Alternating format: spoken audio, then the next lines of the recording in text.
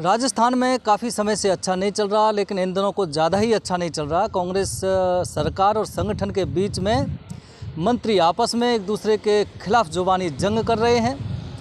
तो वहीं राजस्थान में लॉ एंड ऑर्डर की स्थिति खराब हो रही है।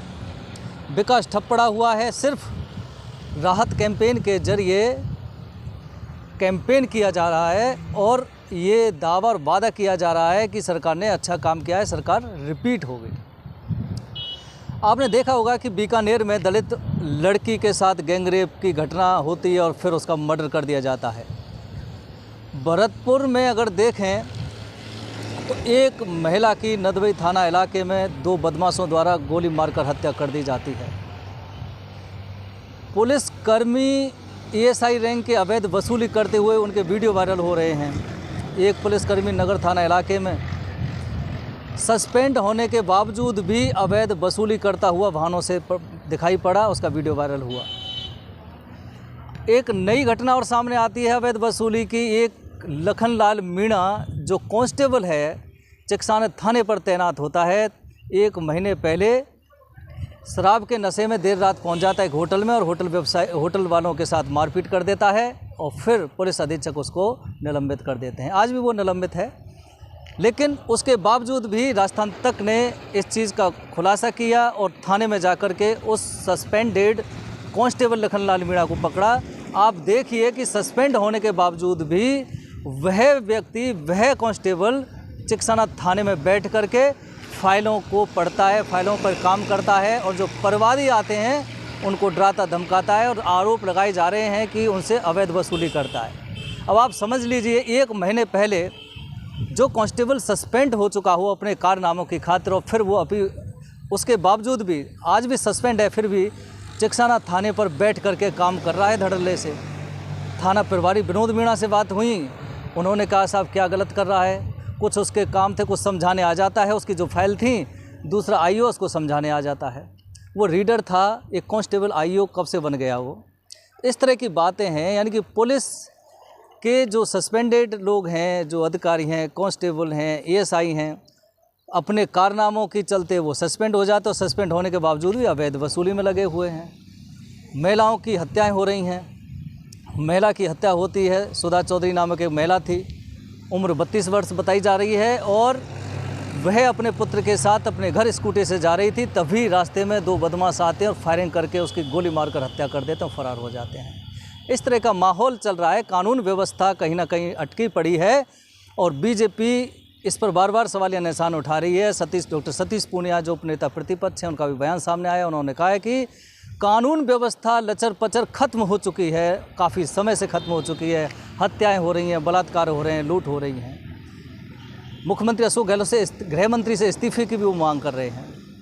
अब आप समझ लीजिए किस तरह से स्थितियां हैं। और वहीं दूसरी तरफ मुख्यमंत्री अशोक गहलोत राहत कैंप के जरिए हर ज़िले में जा करके जनसभाओं को संबोधित कर रहे हैं, अपना गुणगान, अपनी सरकार की कार्यप्रणाली और अपनी योजनाओं का गुणगान कर रहे हैं। लेकिन जनता परेशान है और जनता एक असुरक्षित वातावरण में जी रही है, वो असुरक्षित महसूस कर रही है। ये तो मामला ये रहा। इसके अलावा सरकार के ही नुमाइंदे आपस में किस तरह से लड़ रहे हैं, इसके भी उदाहरण समय समय पर सामने आते हैं। आपने देखा होगा शांति धारीवाल ने किस तरह से अपने ही विधायक और मंत्रियों पर कटाक्ष कर दिया और फिर एक नई जंग की शुरुआत कर दी। उन्होंने कह दिया कि कोटा का विकास हुआ ज़्यादा और जयपुर का नहीं हो सका क्योंकि 6 मंत्री और 3 विधायक हैं, आपस में टांग खिंचाई करते हैं। फिर पलटवार प्रताप सिंह खचरियावास का आता है एक दूसरे पर। ये जो जुबानी जंग चल रही है, ये आज से ही नहीं चल रही है प्रताप सिंह खचरियावास और शांति धारीवाल के बीच। पहले से ही आपस में जो कांग्रेस के विधायक हैं, मंत्री एक दूसरे पर पटापेच कटापेच आरोप प्रत्यारोप करते रहे हैं। भरत सिंह जो हैं कोटा से, वो अपने जो खनन मंत्री हैं उन पर आरोप लगाते रहे हैं, मुख्यमंत्री अशोक गहलोत पर आरोप लगाते रहे हैं अवैध खनन को लेकर। अवैध खनन, एक तरफ तो ये अवैध वसूली का माहौल चल रहा है, दूसरी तरफ अवैध खनन का मामला चल रहा है। बजरी माइनिंग माफिया किस तरह से हावी हैं, हनुमान बेनीवाल जिस तरह से बार बार सवाल उठा रहे हैं, वो सब हावी हैं। खुद कांग्रेस के विधायक भरत सिंह इस पर आरोप लगा चुके हैं और बार बार सवाल उठा रहे हैं कि अवैध खनन जिस तरह से चल रहा है, भरतपुर के बंसी पहाड़ में अवैध खनन चल रहा है, सरेआम लूटमार चल रही है, हत्याएं हो रही हैं, सरकार के नुमाइंदे जो मंत्री और विधायक हैं वो आपस में लड़ रहे हैं, जुबानी जंग है, अस्तित्व की लड़ाई है। तो आप समझ लीजिए कि राजस्थान में आज किस तरह का माहौल बना हुआ है, किस तरह का वातावरण बना हुआ है। जनता सुरक्षित महसूस कर रही है, विकास हो नहीं रहा है, सड़कें बनाई जा रही हैं लेकिन कुछ दिन बाद टूट भी रही हैं। समझ में नहीं आता कि ये सड़कें बनाई ही क्यों जा रही हैं।